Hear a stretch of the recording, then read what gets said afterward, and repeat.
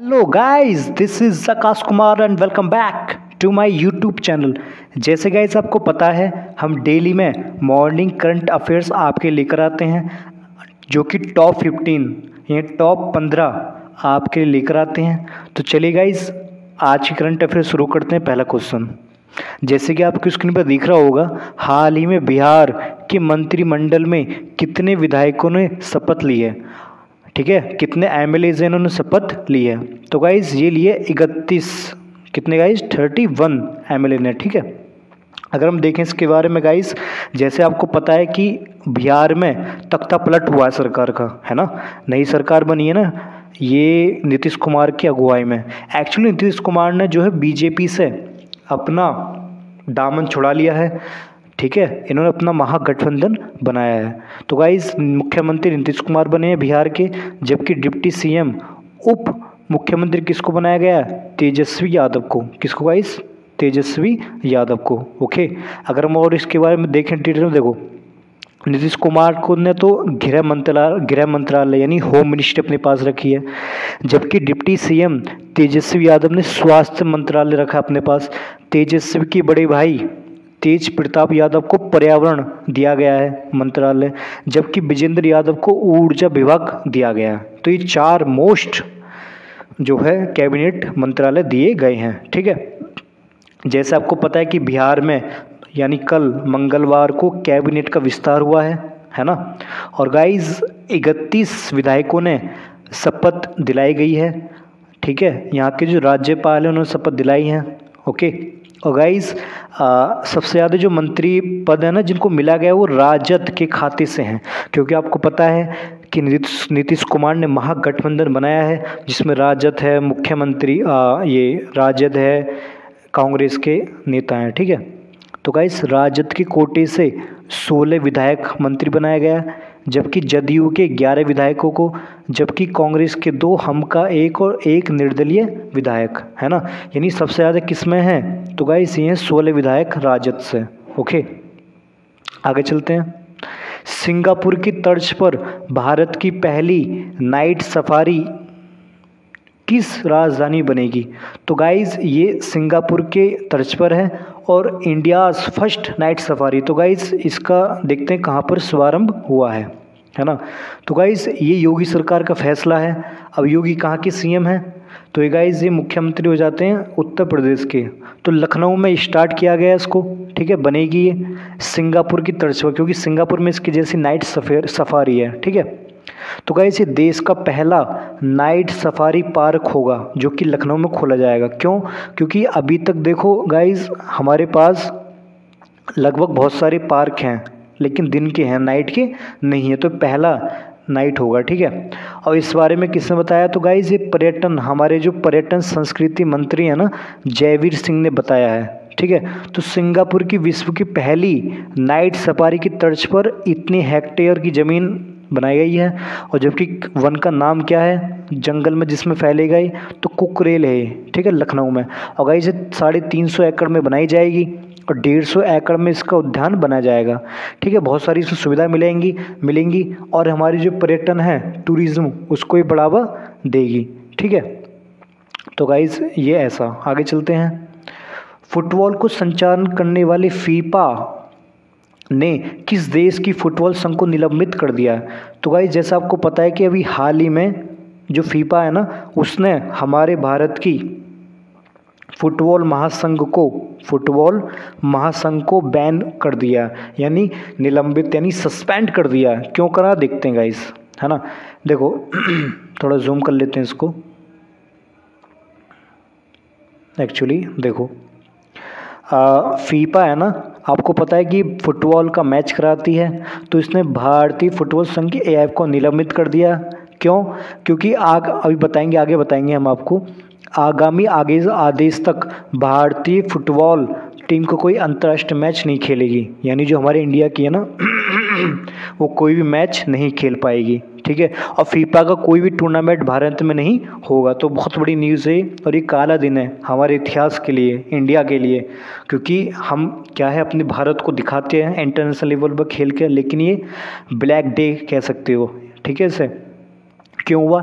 Actually FIFA है ना, FIFA के कुछ नियम हैं, कुछ रूल्स हैं जिसको हमें फॉलो करना होता है ना। अगर आपने फॉलो नहीं किया तो फीफा उसको क्या कर देगा, निकाल देगा, है ना। तो वही हुआ है कि भाई यहाँ इंडिया में कोई तीसरी पार्टी बनाई गई है ना, जिसको COA, एक्चुअली COA को नई पार्टी बनाया गया था इंडिया में, ताकि ये इसको देखे। किसकी तर्ज पर? सुप्रीम कोर्ट ने बनाया था इसको, लेकिन इसने दखल दिया, ठीक है।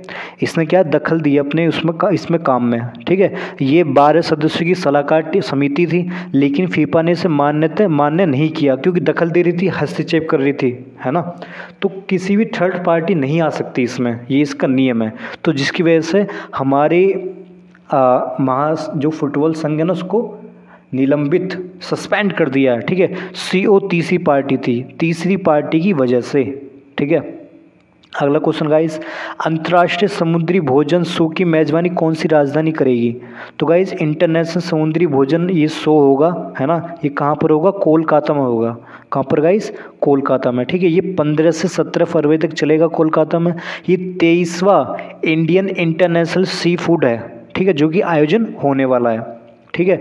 आपको पता है कि भारत से समुद्री जीवों का निर्यात बढ़ाने का एक मंच होता है, जो भारत से समुद्री जीवों का जो एक्सपोर्ट है ना, उसके लिए होता है, मतलब एक तरीके से टूरिज्म हेतु, ठीक है। तो ऐसा आगे चलते गाइस, अगला करंट अफेयर, हाल ही में किस बैंक ने उत्सव अवधि समायोजन शुरुआत की है? तो गाइस ये की है स्टेट बैंक ऑफ इंडिया यानी SBI ने, ठीक है। अगर इसके बारे में डिटेल में देखें गाइस, तो आपको जैसे स्क्रीन पर दिख रहा होगा कि यह कार्यक्रम देश की आज़ादी के 76वें वर्ष के अवसर पर पेश किया गया था, है ना, 15 अगस्त के दिन, ओके। जिसमें भारतीय स्टेट बैंक है वो एक योजना चलाएगा उत्सव समावधि योजना, ठीक है। अगर हम बात करें SBI की, तो SBI के अध्यक्ष कौन है? दिनेश कुमार हैं। मुख्यालय कहाँ पर? हेडक्वार्टर मुंबई में हो जाता है। स्थापना कब SBI कब बना था? 1 जुलाई 1955 में, ठीक है। तो इम्पोर्टेंट ये हो जाता है। आगे चलते गाइस, अगला लेते हैं करंट अफेयर। हाल ही में डोनी पोलो हवाई अड्डा कहाँ खोला गया है ना गाइस? जो डोनी एक हवाई अड्डा है नया खुला है, ये कहाँ खोला गया? अगर इसके हम बारे में बात करें तो गाइस ये अरुणाचल में खोला गया। कहाँ पर? अरुणाचल में, ठीक है। ये तीसरा हवाई अड्डा अरुणाचल का। एक बार चालू होने के बाद ये 2300 मीटर के रनवे के साथ राज्य का पहला हवाई अड्डा होगा गाइस, यानी अरुणाचल का पहला, AP का पहला ही हवाई अड्डा होगा, ठीक है। जो सबसे बड़े यात्री विमानों में से एक बोइंग 747 की लैंडिंग कराएगा ये यहाँ पर, ठीक है। और ये 15 परिचालन हवाई अड्डे यहाँ पर होंगे, ठीक है। ऐसा आगे चलते गाइस, दुनिया के सबसे ऊंचे चिनाब रेलवे ब्रिज के गोल्डन जॉइंट का उद्घाटन किया गया है ना। दुनिया का सबसे ऊंचा ये रेलवे ब्रिज है, ठीक है। तो गाइस जम्मू लद्दाख में, जम्मू कश्मीर में हुआ है। कहाँ पर? जम्मू कश्मीर में, ठीक है। इसके बारे में और देखें अगर हम गाइस डिटेल्स में, तो बता दें कि दुनिया के सबसे ऊंचे रेलवे ब्रिज का निर्माण जम्मू कश्मीर में किया जा रहा है। ये 13 अगस्त को चिनाब पुल के गोल्डन जॉइंट का भी उद्घाटन हो जाएगा, ठीक है। अगर हम बात करें चिनाब नदी के बारे में, तो गाइस आप जानते हैं जो चिनाब नदी है वो भारत के हिमाचल प्रदेश के लाहौल और स्पीति जिले के ऊपरी हिमालय में टांडी चंद्रभागा नदियों के संगम से ये बनती है। इसके ऊपरी पहुँच में चंद्रभागा को नाम से जाना जाता है। यह सिंधु नदी की सहायक नदी है, यह सिंधु नदी की एक सहायक नदी होती है, ठीक है। यह जम्मू और कश्मीर के क्षेत्र से होकर पंजाब पाकिस्तान इलाकों में ये बहती है। कहाँ पर गाइस? पंजाब पाकिस्तान मैदानी इलाकों में ये बहती है, ठीक है। आगे चलते हैं गाइस, अभी हाल ही में भारतीय पत्रकार उमा पेमुराज का निधन हो गया, जैसे कि आपको स्क्रीन पर दिख रहा होगा। ये किस न्यूज की संस्थापक थी? फाउंडर। तो गाइस ये फॉक्स न्यूज की फाउंडर थी। उनके बारे में एक आप कह सकते रिकॉर्ड है ना। क्या रिकॉर्ड है गाइस? तो ये एक्चुअली फॉक्स न्यूज़ की संस्थापक हैं। इनका नाम उमा पेमुराज तो है ही, 64 वर्ष की हैं। इनके नाम रिकॉर्ड ये है कि उन्होंने नेशनल टेलीविज़न और न्यूज़ शो करने वाली पहली भारतीय अमेरिका एंकर थी। कहाँ पर? अमेरिका में, ठीक है। तो काफ़ी गर्व की बात है गाइस, ठीक है। और ये आपको याद रखना, क्या फॉक्स न्यूज़ की संस्थापक हैं, टेलीविज़न पर न्यूज़ शो करने वाली पहली भारतीय अमेरिकी एंकर हैं, ठीक है। आगे चलते गए इस 9 क्वेश्चन, बांद्रा पुलिस लाइन में मिनी मैराथन हुआ था, 5 किलोमीटर की रेस हुई थी। तो इसमें किसे फर्स्ट प्राइज़ मिला है? तो गाइस इनका नाम है शोभा, यानी शोभा को फर्स्ट प्राइज़ मिला है। ठीक है, बांद्रा पुलिस लाइन में मिनी मैराथन 5 किलोमीटर दौड़ हुई थी ये मिनी। ठीक है, और गाइस संध्या को सेकंड मिला प्राइज़। तो पहला किसको मिला? शोभा को, सेकंड संध्या को मिला है। टॉप 5 पुलिसकर्मियों को सम्मानित किया इस रेस में। और गाइस ये मंगलवार को कल हुई थी, है ना। इसका जो उद्घाटन किया है ना झंडी, हरी झंडी दिखाकर, ये शुभारंभ किया ASP लक्ष्मी निवास मिश्र ने। ठीक है, ओके, तो ऐसा आगे चलते गाइस, लास्ट करंट अफेयर आज का, है ना। कहाँ ग्राम रक्षा गार्ड यानी विलेज ऑफ डिफेंस योजना 2022 की शुरुआत की गई है, यानी ग्राम रक्षा गार्ड योजना। ठीक है, कहाँ पर ये शुरुआत की है? तो गाइज ये हमारी शुरुआत की है कहाँ पर? एक सेकंड गाइज, जम्मू कश्मीर में। कहाँ पर? जम्मू कश्मीर में इसको शुरुआत की है। ठीक है, इसका नाम क्या है? ग्राम रक्षा गार्ड योजना। ठीक है, ये 15 अगस्त से प्रभावी में आई थी, इम्प्लीमेंट। ओके, और गृह विभाग जम्मू कश्मीर ने सोमवार को अपने आदेश में जानकारी दी है। वहाँ का जो होम डिपार्टमेंट है ना, उसने इसकी जानकारी दी है। ठीक है, अब गाइस वन लाइनर क्वेश्चन लेते हैं। क्या?